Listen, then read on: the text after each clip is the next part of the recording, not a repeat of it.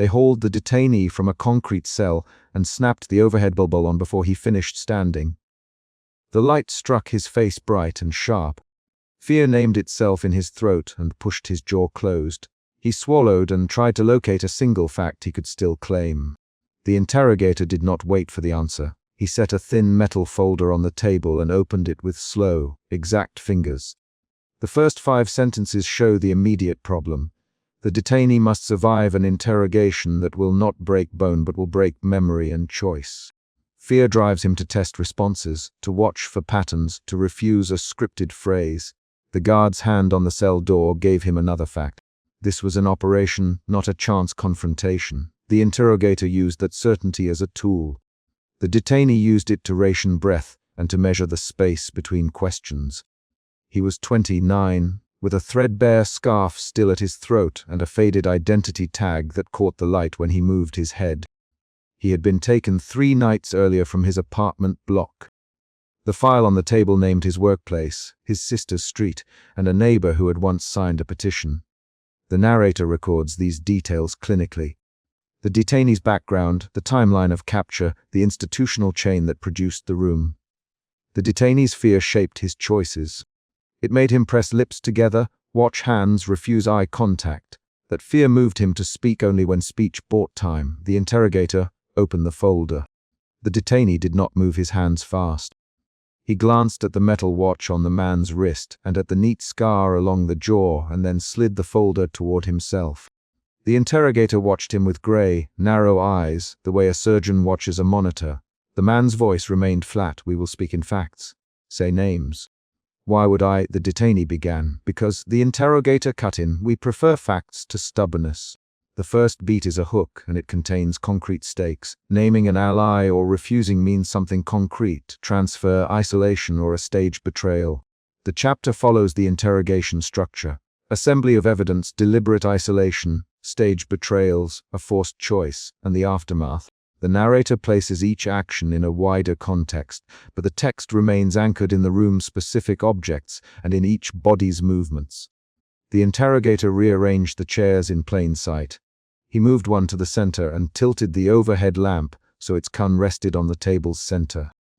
He tapped a photograph and pushed it toward the detainee. The image showed a small market, a hand pointing at a man the detainee recognized.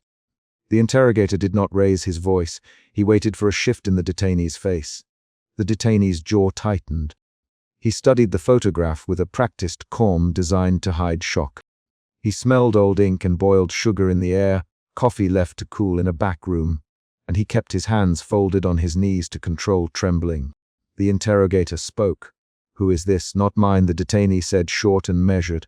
"Turn the picture over," the interrogator. He slid an identification slip, folded and stamped, across the table. The detainee saw his sister's name there, and beside it a phone number he had memorized at 17. He caught at a reaction at anything that would let him deny the link. The interrogator's technique in this early section was explicit. Present curated evidence and simultaneously create the feeling of exposure. He described schedules, cited observation logs, and mentioned times when the detainee's apartment had recorded strangers at night. That steady presentation functioned like a wall, each fact pressed in, reducing space for doubt. They spoke in clipped lines. "We saw a visitor. Who?" "Someone who left a bag. Name him." The interrogator: "I don't know." "Then you will sit under the light and consider what you know." The interrogator replied. They left the table. The next event arrived. The detainee was walked down a narrow corridor and into a holding cell without windows. The floor had damp patches. A single bench protruded from the wall. The door sealed. The interrogator did not shout. He did not touch the detainee again. He set a timed routine in motion. The shift from visible evidence to enforced uncertainty is a method designed to hollow time. The narrator notes the procedure. Timed returns, unpredictable bright flashes in the cell, and a withheld schedule. Each return was recorded. Each interval stretched or shrank without warning. The detainee counted tiles, counted the breaths between the overhead buzz and the darkness, and tried to track minutes. Fear altered his sense of duration. He learned to mark time by events rather than by numbers. In the dark, the detainee practiced 2 things: silence and observation. He listened for footsteps, a heavy boot on concrete, then a softer shoe. He learned to identify the interrogator's approach by a specific rhythm, an even tread followed by a pause at the door. On one return, a light flooded the cell for 5 seconds and a tray slid under the door.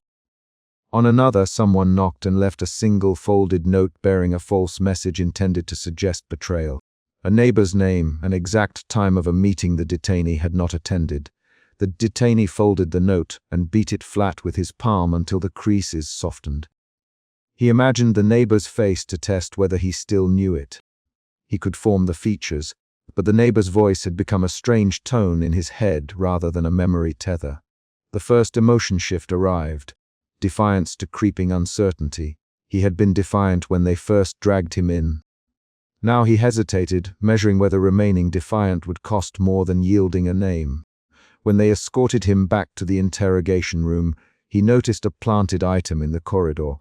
A torn piece of cloth with a distinctive stitch pattern his sister used to wear. He paused, touched the stitch with the tip of a finger, and then continued down the corridor. The interrogator watched that pause and catalogued it as reaction data. He spoke softly to a guard in the next moment. The detainee heard the scripted language of staging. "Watch the pause," one guard said. Recorded, the interrogator replied that revelation recalibrated everything. The detainee learned the interrogator did not rely on chance betrayals. He engineered them. The second emotion shift occurred here. Suspicion hardened into a new, colder fear that his social map had been rearranged intentionally, that friends and neighbors could be framed. Back at the table, the interrogator produced a photograph of a woman with the same stitch on her sleeve and a document that looked like a confession. The document bore a handwritten line attributed to the detainee. The handwriting was similar enough to seed doubt. The interrogator placed the photograph and the document side by side and watched the detainee's face for a tremor. "Sign here," said the interrogator. "No," the detainee said. The interrogator leaned forward. "Who does she meet with?" He named 3 proper nouns, and the detainee refused them all. The distinct voices in these exchanges made each line cut, the interrogator's methodical prompts against the detainee's ragged responses. "Name one person," the interrogator. "Not them," the detainee said. They entered the chapter's escalation. The interrogator began a targeted psychological provocation because physical instruments were banned from his method. He brought in a staged confession played over a hidden speaker. The detainee heard his own name in a woman's voice saying things he had not said. The sound had been recorded in another room with a voice actor and forged details. The detainee flinched when he recognized the cadence of his own laugh grafted onto the script. "Listen," the interrogator as the clip ended. When the detainee denied the words, the interrogator showed witness notes that contradicted the denial. He used a slow stacking of contradiction. A photograph, a timed call log, a planted embroidered stitch, a recorded voice, each edition compressed options. In the middle of the chapter, the detainee tried a different tactic. He offered a partial truth to buy time. He named a small, inconsequential meeting that did exist in the files but with no politically dangerous content. The interrogator listened, wrote it down, and then smoothed the paper flat. "You lied," the interrogator. "You offered a lie to protect the other facts." "Only to buy time," the detainee said. "You bought time," the interrogator answered, "and we used it to close every escape." At this point a mini cliffhanger arrived. A guard burst in and said, "We have a phone ping." The interrogator stood and moved to the small console by the door. The detainee watched them exchange a look he could not read. The room shifted into a new energy. The interrogator would now present a concrete piece of evidence that promised a direct link. A phone ping placed near his sister's house at an hour he had been in custody. The detainee's mouth went dry. He forced a question out. "What is it?" "Proof," the interrogator. "A location ping near your sister's home at 0300. That was when I was here," the detainee said. "We have witnesses who say otherwise." A rapid exchange followed at the table. 3 short lines from each side where the interrogator named places and times and the detainee offered denials. The rhythm was mechanical. The narrator records these sequences as operational steps: present, contradict, observe, reaction, escalate. The detainee felt the pressure quantifiably, as if each denial shaved a margin of safety. As the pressure rose, the interrogator offered a constricting choice. Name an ally who could be prosecuted now, or accept a constructed identity and be processed with a confession. The question had a clear operational outcome and a social consequence. Naming an ally would produce immediate arrests. Accepting the constructed identity would imprison the detainee with a public record that labeled him guilty. The detainee stared at the table.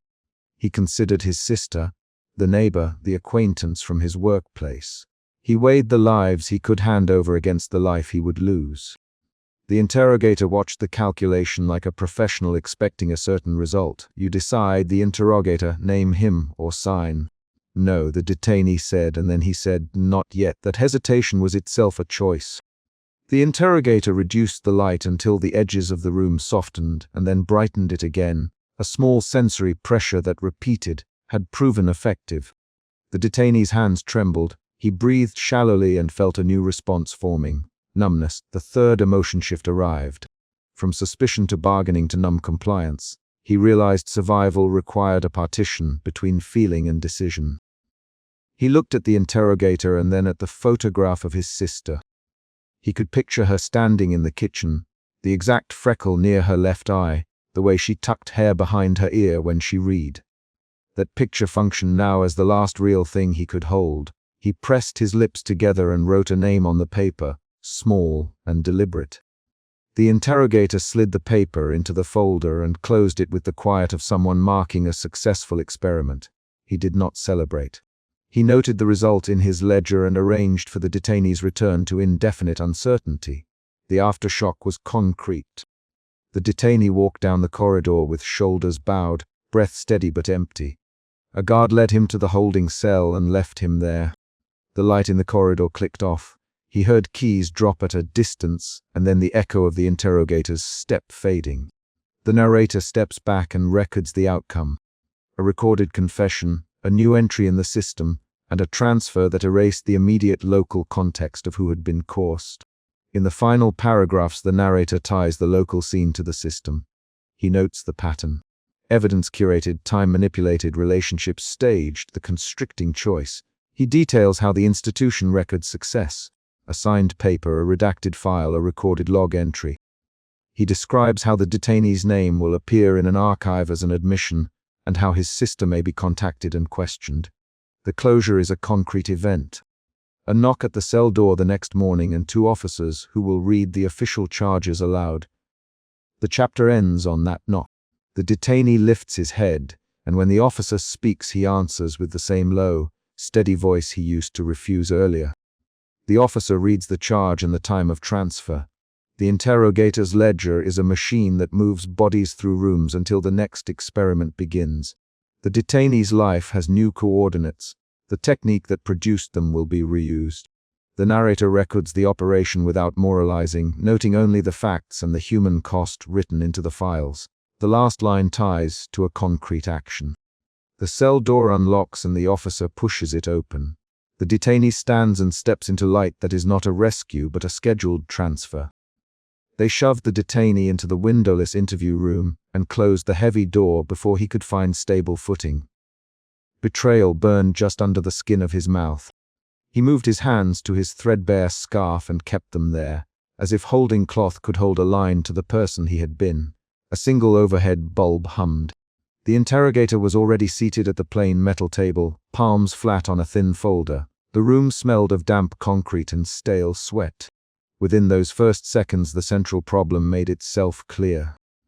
The interrogator would not need hammers or irons to force a statement.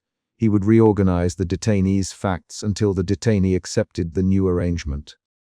He had been hauled from a concrete cell in a different shift 2 nights before, when guards had snapped the bulb on mid-step and exposed him before he could finish standing. That memory, boots on poured concrete, the bulb striking his face, remained precise and usable. The narrator later noted the detail in a memorandum. For now the detainee absorbed the light and tried to measure the room. He counted the distance from the table to the door. He checked the seam around his wrist, where a thin rope mark still showed. He listened for the rhythm of breathing outside the door. These were attempts to anchor himself against the shape of the method waiting inside. The interrogator lifted his chin once. He wore a dark tailored coat and a plain metal watch. He kept his hands folded, his mouth a thin line. He never raised his voice. He let the bulb do the first work, bright, steady, clinical. He slid the folder toward the detainee and did not look up when the detainee's fingers brushed the paper. Read this, the interrogator. The detainee swallowed. He read a name on the top of the page that was his name and a time and a list of locations that put him somewhere he had never been. This is wrong, the record stands, the interrogator replied. Doubt arrived as the first conscious movement after fear. The detainee insisted on what he remembered. He named streets and a shopkeeper's voice and a specific morning when his sister left the apartment. He spoke concrete details, the vendor with a blue cap, the exact phrase the sister had used when locking the gate.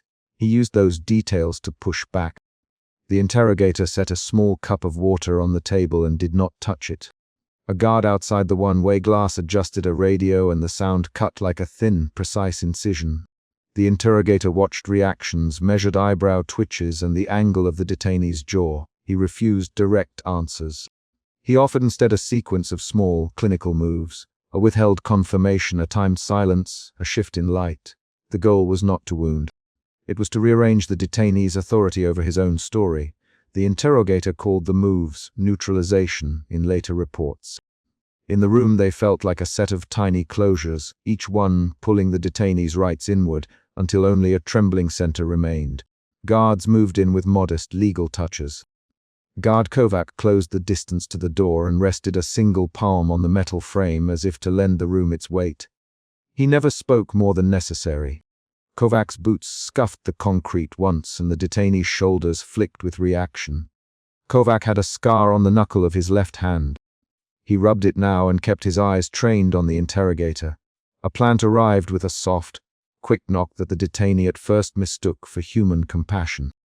The man called Marek wore the same faded institutional tunic as the detainee but carried a thread of practiced ease in his voice. He sat across and leaned forward with false concern. Marek, I saw you in the yard. There your sister left, he it casually and with the wrong accent in one syllable, but the detainee clutched at the hint of kinship and answered anyway. Marek, the detainee said. As if the name might anchor someone new. Marek, do you remember the vendor? I do. Marek answered, and his smile was a measured thing. But you weren't there on Sunday. The detainee's chest tightened. Doubt shifted toward fear. He tried to correct Marek with the vendor's detail, and Marek agreed with two extra, incorrect particulars, small additions that changed the geography of the day. Marek spoke slowly, offering corrections in a tone meant to seem helpful. Those corrections were the lever. The interrogator watched Marek's corrections take hold and did not intervene. He had set the plant's timing 2 beats ahead. When the detainee tried to push back, Marek dropped a single line meant to sound like sympathy, and then accusation. You lied before. The line was small, surgical, and the room shifted around it. Light changed. A guard in the record's alcove pulled a cloth over a battered wall clock, and the hands disappeared under fabric. The interrogator had the nurses bring a stack of papers that had never existed in the detainee's life.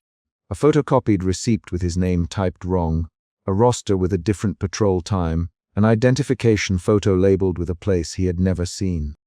The documents were precise, the randomness of error never appeared. Every detail contradicted a memory by just enough to be plausible. The receipts say you were by the river at noon. Marek, you were at the market. Which is it? The detainee said, I was at the market. I remember the vendor's cap. He tapped the memory like a physical object. Blue cap. She called me by my nickname. You misremember. The interrogator interjected softly. Memory shifts when one is stressed. The detainee stiffened at the passive claim. He raised his voice a beat and then checked himself. The interrogator watched the rise and the settling like a man measuring the depth of water with a rod. He waited for the detainee's clarity to break and then introduced the next pressure. Recorded testimony from an anonymous witness who described seeing the detainee in a place the detainee could not have been. The detainee resisted with specific facts. He gave names, times, a vendor's stall number, the sound of the sister's bag zipper.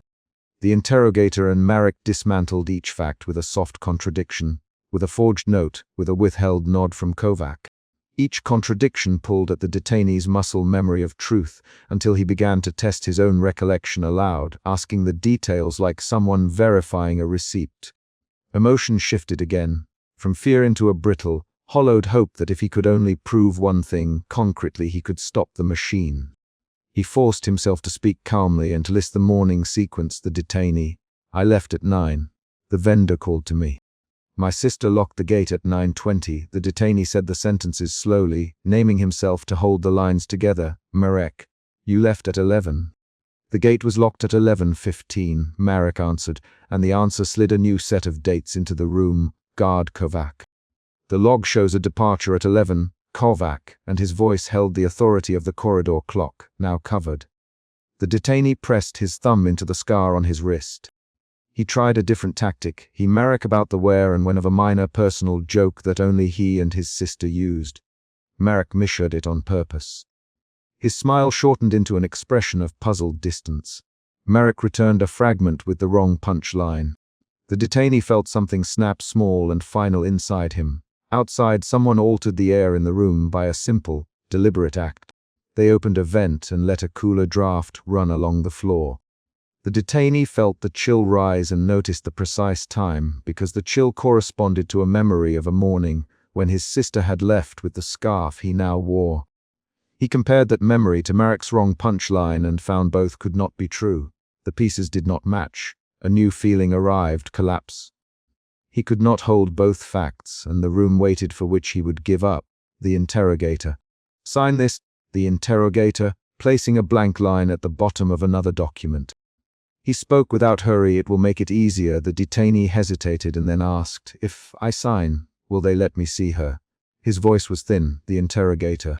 Not immediately, but signing shortens processing. It will be on record that you cooperated. He tapped the folder once with a finger that made no sound against paper. They worked in small increments now.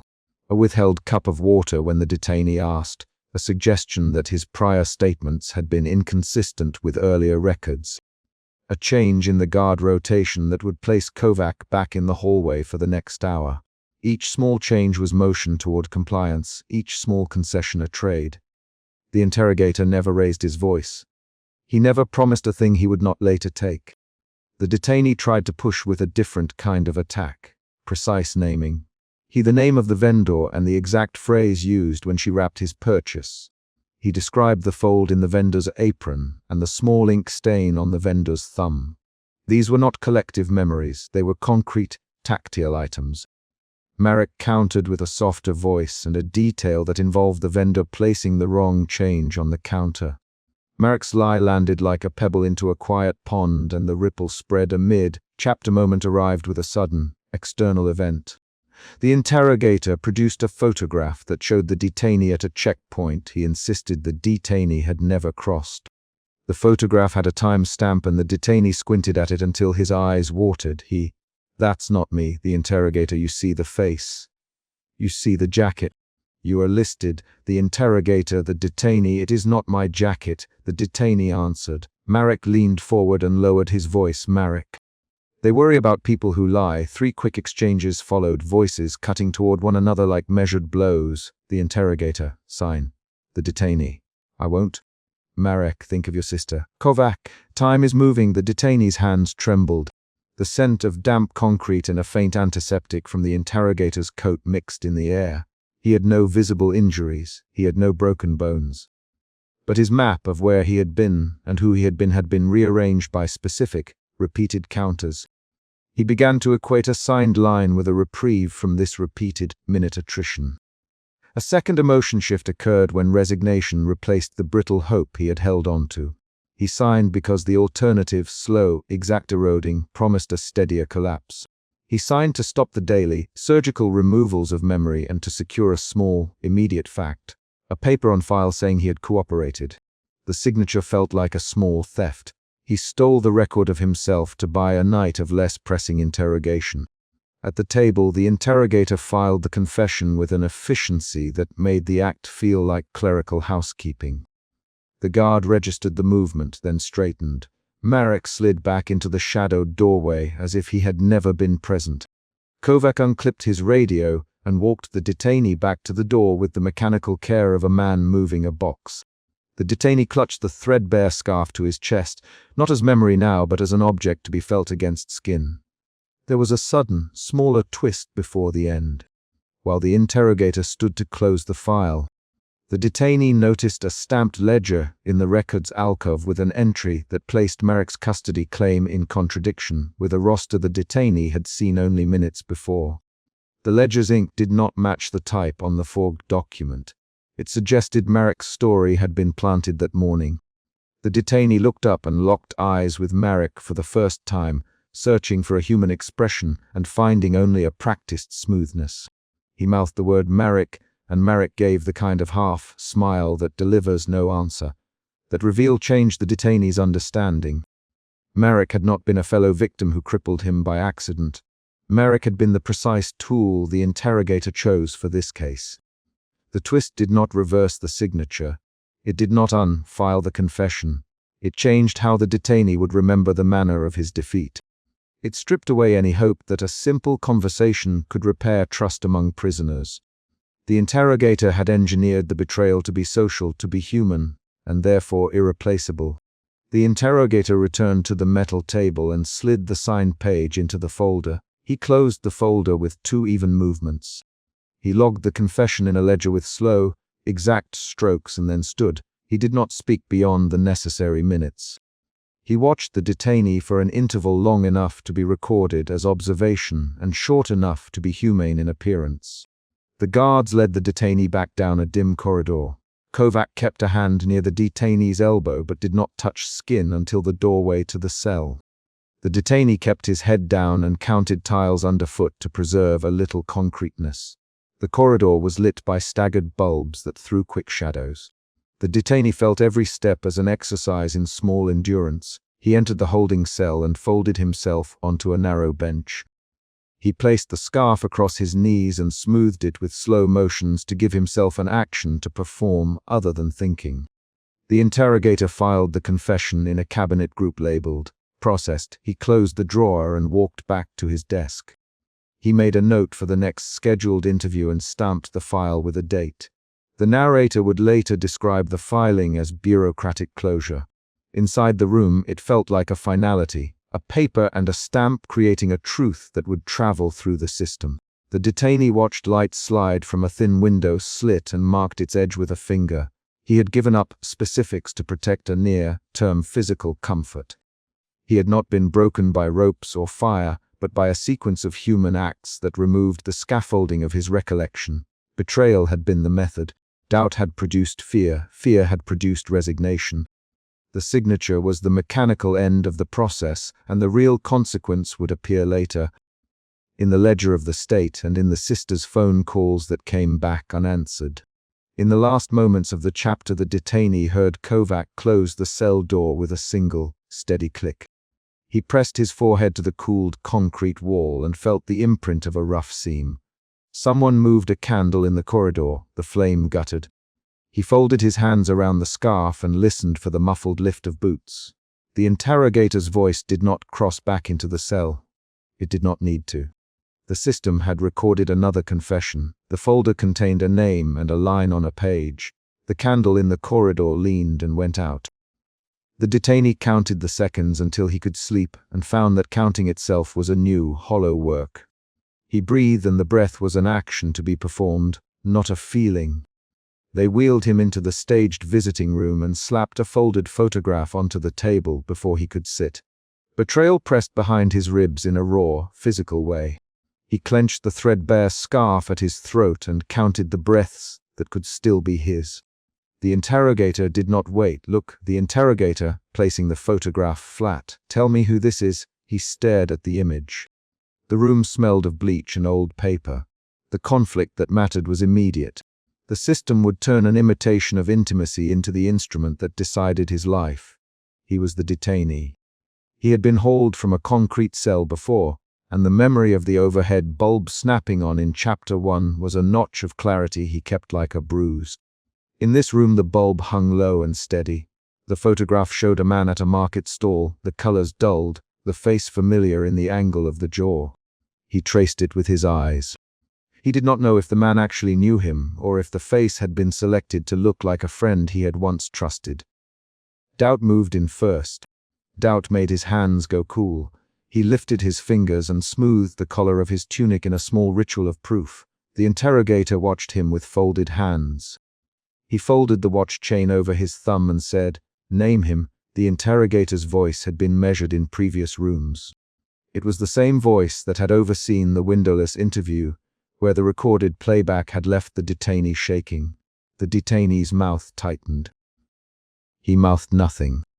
He kept looking at the photograph until his eyes blurred, and then, to force a fact into place, he said, "I don't know him." That single sentence moved the room. A recorded voice started from the corner speaker. The recording said a name. The recorded name matched the man in the photograph. The interrogator folded the sheet of paper he had kept on the table and slid it toward the detainee. The paper said the detainee had spoken names on a certain night. The detainee read the handwriting. The handwriting used the same shorthand his voice teacher used at the academy. He felt a new, colder spike of betrayal. Someone had chosen the handwriting, the cadence, the photograph to fit the holes of his life. The narrator kept distance in the account, voice steady and factual. The narrator reported facts that did not argue. The guard's shoes squeaked in the corridor. The bulb was on. The photograph was on the table. The detainee's scarf trembled in his fingers. The narrator recorded what the interrogator did next. "You signed a list." The interrogator, "You gave names." "You'd meet them here. You'd hand them over." The interrogator slid a small cassette across the table. The cassette had a voice the detainee had heard once at a demonstration. He felt the second emotion shift. Doubt moved into fear. The detainee's throat tightened. He could not tell if the voice was his or an imitation. "The guard saw you." The interrogator, and he did not pause for the detainee to answer. A uniformed man stepped out of the observation corridor. He wore the same gait and habit the detainee remembered from a neighbor who had once helped carry crates. The detainee blinked. The man's eyes avoided his. The detainee's chest pressed against his ribs so hard he tasted copper. "You were there," the man said. "I saw you hand the list." The man's voice had the flat, trained cadence of someone repeating a script. "Guard, take one step closer," the interrogator ordered. The guard obeyed. He crossed the threshold, placing his shoulder against the corridor glass. The detainee stood, hands hovering over the scarf. "You him to lie," the detainee said. The interrogator leaned in and set a thin folder of witness statements between them. "You were seen. You were heard. You were named." The room narrowed into a single instrument. The dossier, outside the room, a distant door clapped. The tension rose. The interrogator then introduced a different kind of pressure. He produced a note that showed signatures stamped by people the detainee had loved. The interrogator, "Pressure came to them last week. They will be safe if you sign." The detainee's fingers found the edge of the table. His body reacted the way it had in the windowless interview earlier. The jaw locked, the breath shallow. He remembered the first chapter's bulb, the way light had been used to cut the room up into accusation and answer. That memory hardened his choice architecture. He moved from doubt into fear because the interrogator had made the stakes concrete. People he knew were immediate jeopardy. The detainee, the interrogator, using his title like a brand, decided. He tapped the pen on the paper. The pen looked ordinary. The guard's boots made a soft, repeating rhythm in the corridor, the tempo of a metronome that measured decisions. The detainee looked at the pen, then at the photograph, then at the guard. He weighed what the interrogator had offered. A plausible road to safety if he signed a statement. He thought of the threadbare scarf and the man on the photograph, and then he remembered the letter of his sister pinned in the sandals in his old room. The room's moral geography shifted. The detainee's second emotion shift arrived. Fear softened into reluctant calculation. "You will not be the first to save yourself this way." The interrogator, "You will not be the last." He kept his voice flat. He did not show triumph. He did not need to. The detainee's choices had been arranged to look like mercy. The buzzer at the door clicked faintly. The guard's hand drifted to his belt. The detainee's pulse thudded against his throat, loud enough that he could hear it when he put his ear to his collar. A brief shift occurred when the lights softened. The interrogator dimmed the overhead bulb by a quarter. For a moment the room looked less like an interrogation scene and more like a parlor. The interrogator slid a piece of paper and a clean pen toward the detainee and made a show of smoothing the chair cushion. "Sign," he said. Say the words. We'll file it. They'll be left alone. The detainee reached out but did not touch the pen. He touched the photograph instead and traced the man's cheek with a fingertip. The action anchored him to a specific memory. The man at the market had once handed him a smashed watch back when he had been younger and trusted fewer people. The detainee spoke, quiet and precise. If I sign, who guarantees they won't come after my sister? The interrogator folded his hands and did not answer at once. The guard guarantees it. The guard said, we will note your cooperation. The detainee's voice shook. Guard, you promise? He asked. The guard looked at the interrogator. We will do what we can. The guard said, we cannot make promises beyond our orders. The detainee's eyes slid to the windowless corridor where the earlier confessions had been filed. The uncertainty did not vanish. Conversation accelerated into a short, sharp exchange. Signed the interrogator, I will file this. They will be safe. I won't sign for lies, the detainee said. You will sign for truth. The interrogator, I won't betray them, the detainee answered. You already have betrayed them, the interrogator. The exchange lasted 5 lines and cut into each man's position. The detainee's hands trembled. He cleared his throat and said, the detainee will not sign a statement that names people who never met me. The interrogator tapped the pen again and smiled the slightest, practiced curve at the corner of his mouth. An unexpected twist came when the cassette was played in full and a voice on it repeated a private detail the detainee had told only one friend years ago. The detail was mundane, the color of a notebook he'd lost, and yet hearing it in that voice changed everything. The detainee had thought that detail safe. Now he heard it used to stitch a story. He stopped speaking. The revelation forced him to reassess what had been real. The friend who lent him the notebook, the market stall, the man in the photograph. It changed his understanding of an earlier event in his life, the night he had given a list to someone at a demonstration. By suggesting the list had circulated and been recorded by people he could not name. The twist moved the narrative into fresh danger. The interrogator offered a staged mercy. A story of a man who had signed and received a short stay in a lower security holding. He visits his sister on Sundays now, the interrogator. He walks home with a lighter step. The detainee pictured his sister's small kitchen and the scars on her palms from bread making. He imagined her walking again without looking over her shoulder. He imagined her on a Sunday, waiting and then not waiting. He felt guilt and a sudden animal need to protect. That need sharpened into a third emotion shift. Calculation moving toward resignation. Signed the statement at the interrogator and slid the pen across the paper. Say you handed the list. Say you met at the market. Say their names. The detainee looked at the top line. His name was printed there in a clerk's precise hand as the accused. He placed the pen against the paper. His fingers curled around the barrel. He hesitated. He could feel his identity fragmenting into roles. The detainee, the accused, the man who might save his sister by lying. He felt hollowing, but he also felt an instinct to preserve some people at the cost of others. He could not imagine another path that would secure his sister's safety. He very quietly, I will sign. The interrogator and the guard exhaled precisely the same way, as if a machine had released air. The interrogator slid the form back. Say the names, he instructed. The detainee spoke the words slowly. He enunciated names, one after another. Each spoken name was a small impact. With each name he felt something inside him give up a piece of his past. The room recorded sound. The recording devices in the corner picked up syllables. The parole officer would later cite the tape. The detainee's signature curved on the line, and the interrogator initialed beside it. The official process took no more than 3 minutes from the first flicker of dimmed light to the signing. At the peak of the chapter's conflict, the detainee's hands trembled visibly as he wrote. That was the climax, the forced admission. The interrogator watched his hand.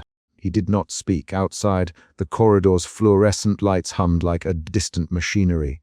The guard took the signed paper and tucked it into a thin folder. The detainee signed away a map of allegiances that had no true bearing on reality, but great bearing on official records. He left the room hollowed, and the interrogator considered the result a procedural victory. On the return through the holding wing, a guard led him down a hallway lined with doors. The fluorescent strips lit the numbers above each door. The detainee moved with a new gait, the gait of someone whose decisions had been measured and executed. He clutched his scarf. A monitor at the end of the corridor displayed the time and intake numbers. The guard's boots clicked. The detainee felt the weight of the signed paper like a stone in his pocket.